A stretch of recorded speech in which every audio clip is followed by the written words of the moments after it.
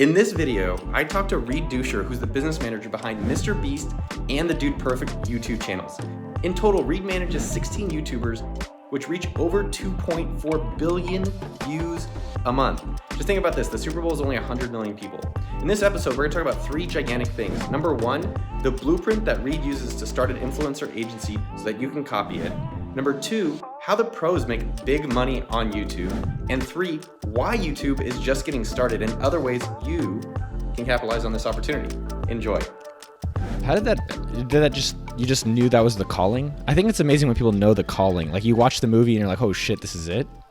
I guess I was trying to think is like, how do other people start an agency off the ground? Like if I wanted to do e-commerce agency, or if I saw that, swimming was going to be big, synchronized swimming. And I'm like, oh, I want to be an agency for swimmers. Like a agency to represent swimmers? Yeah, kind of like what you've been able to create.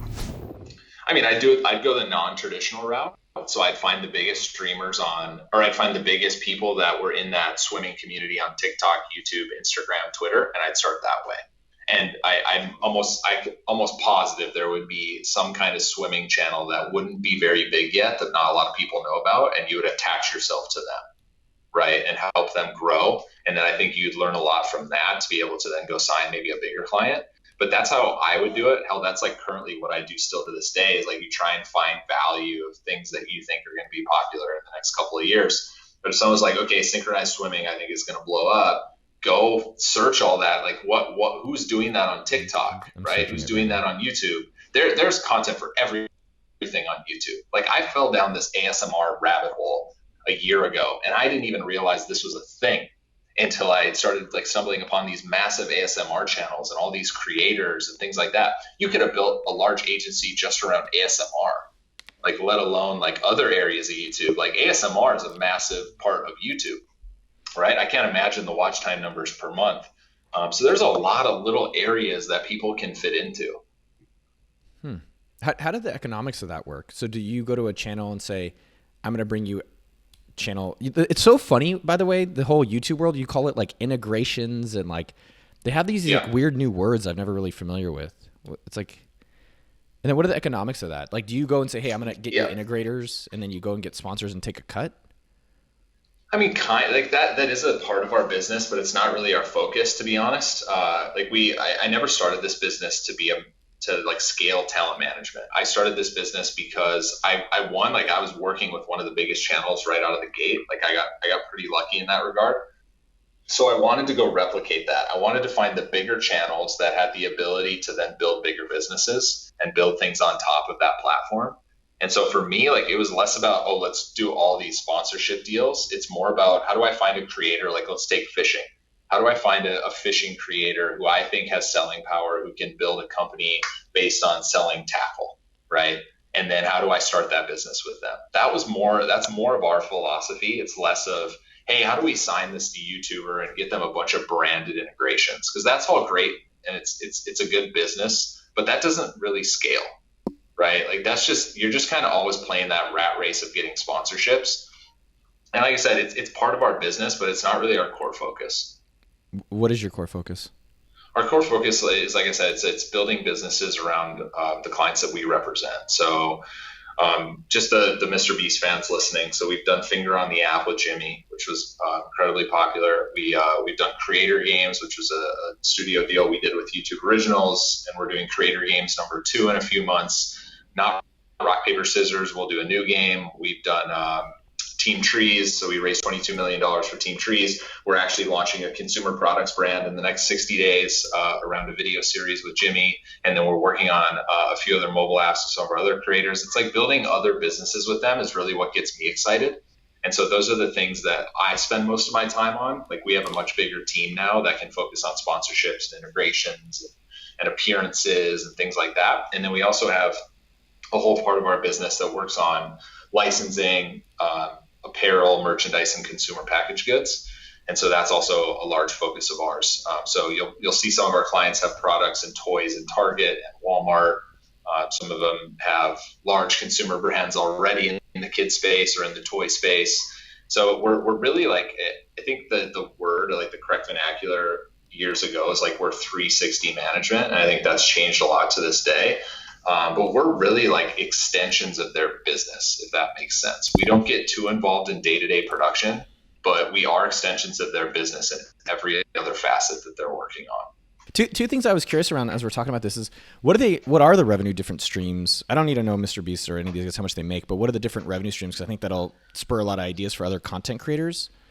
Yeah, so I'll just take it more from like a holistic approach across creators and less of like an individualized approach. So AdSense is obviously number one. So they make money off YouTube ad sales. Is that the biggest percent? Are you going like in order of biggest to smallest? It depends on the client, but I would say it's one of the biggest buckets.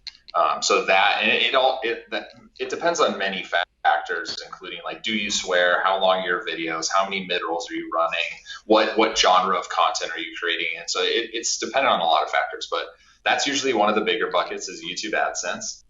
The next one is usually merchandise and apparel. So it's like if they launch their own t-shirt, hoodies, hats, brand that they want to sell.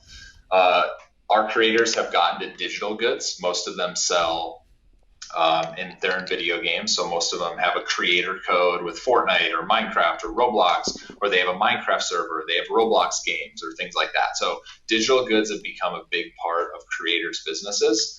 A lot of our creators also have mobile games or web-based games that they also monetize on.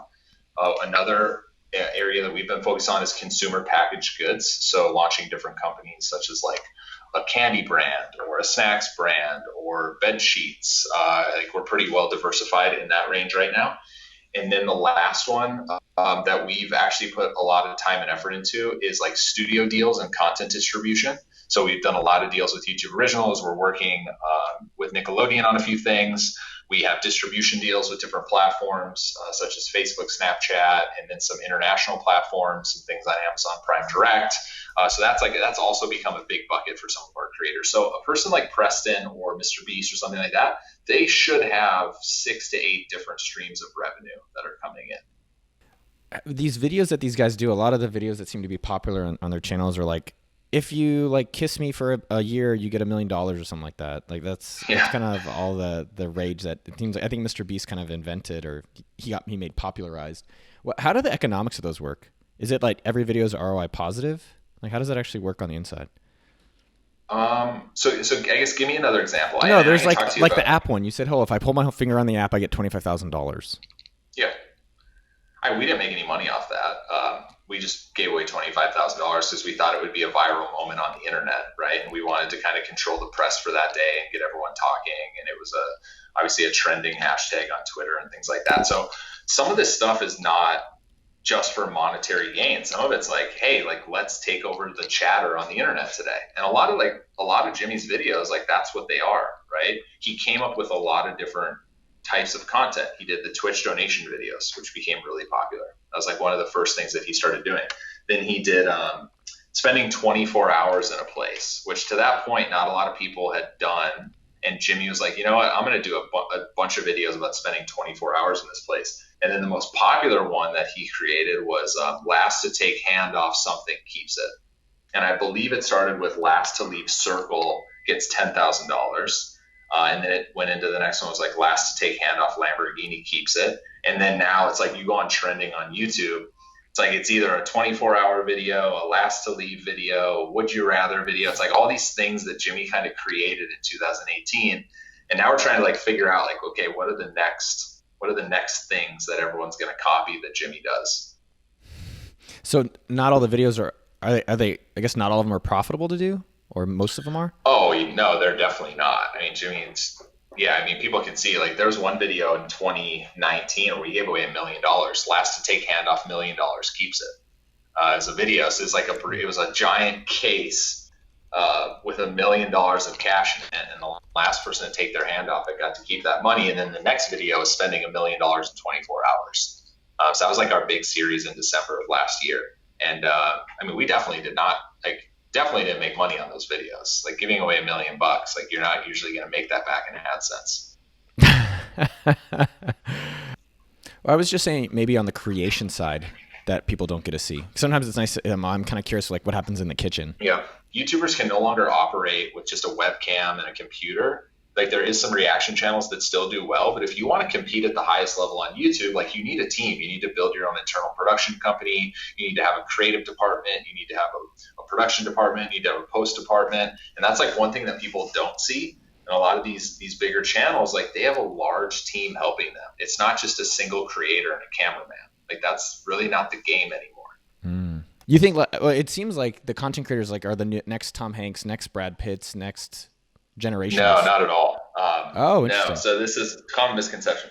The content creators are the next Disney, the next Nickelodeon, the next Fox, right? People don't realize these kids are building their own intellectual property, right? Like we've seen it with Baby Shark, right? Super like an intellectual property that was incubated on YouTube that now is a toy brand in Target and Walmart. We're seeing it with creators that we represent that are like, hey, I'm going to create this character and I'm going to call him Jeff. And Jeff is a character that's going to live in my videos, and I'm going to get a trademark on him, and I'm going to make this whole ecosystem around him. Then I'm going to launch a toy on my website, and then we're going to take it to Walmart and Target. Like they need to be viewed as more Disney, Nickelodeon, and less like, oh, they're the next version of Tom Hanks or Tom Cruise, because that's not right. And maybe for some it is, but that's not how we view it. Like these guys are the next media companies. They're not the next celebrities. Dude, I love that. That's fire. Yeah, I mean, it's true. I get that a lot too. Like, hey, is Mr. Beast the next, like the Rock? And I'm like, no. He's the next like Comcast.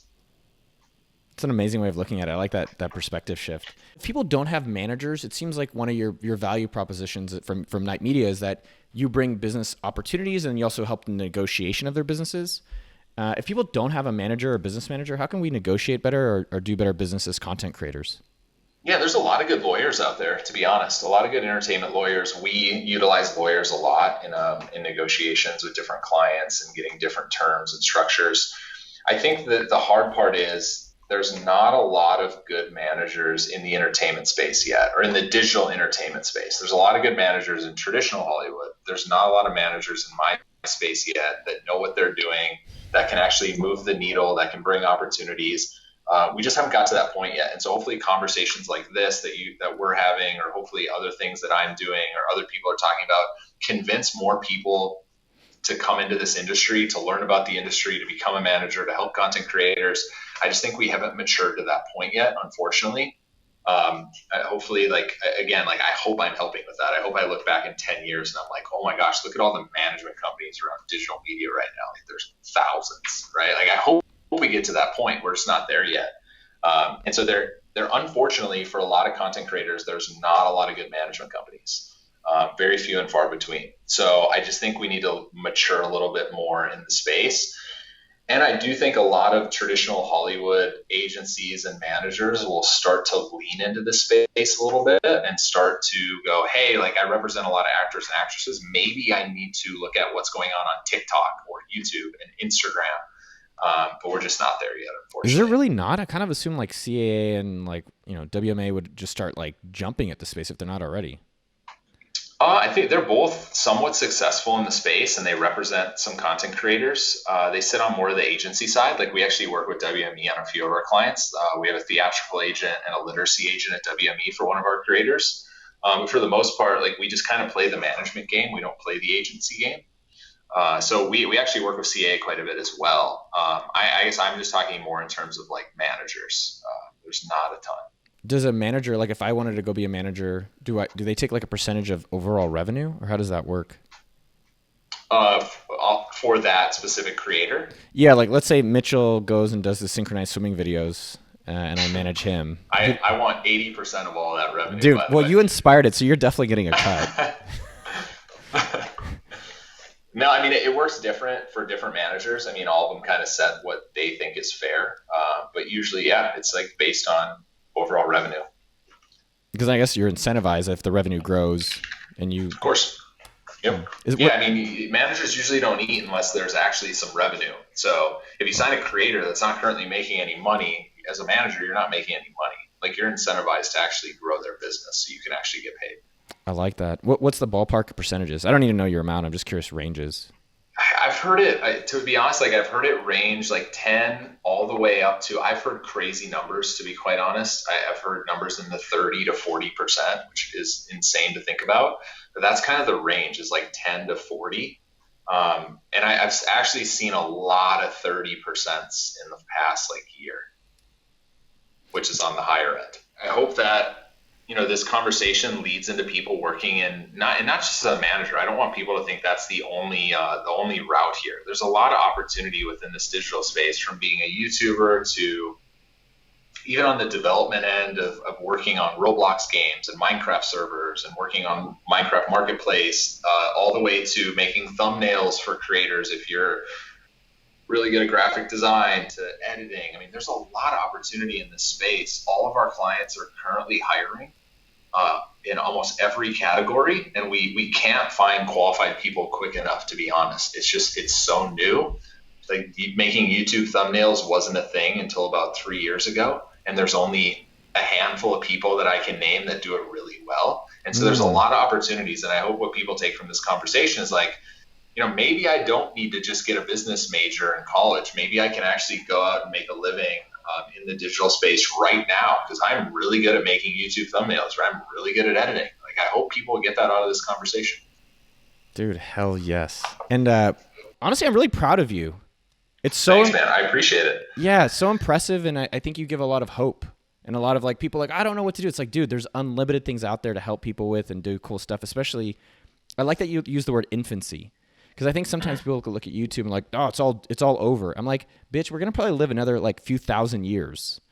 So YouTube is not going anywhere. I would bet on YouTube over any platform over the next decade. I honestly, like, TikTok's interesting. I think there's a lot of uncertainties. YouTube's creator monetization platform that they've built is bar none the best in the industry. And so if I was someone YouTube's oversaturated, but I just saw there's content now about home renovations. This wasn't a thing a year ago. I'm seeing home renovation channels pop up left and right. Totally. And they're banging. They're doing so well. And it's new genres of content are going to continue to evolve on YouTube.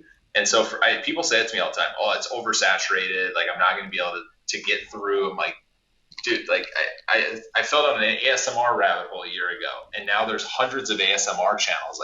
There is continued access and ability to create content on this platform. I just hope people realize that.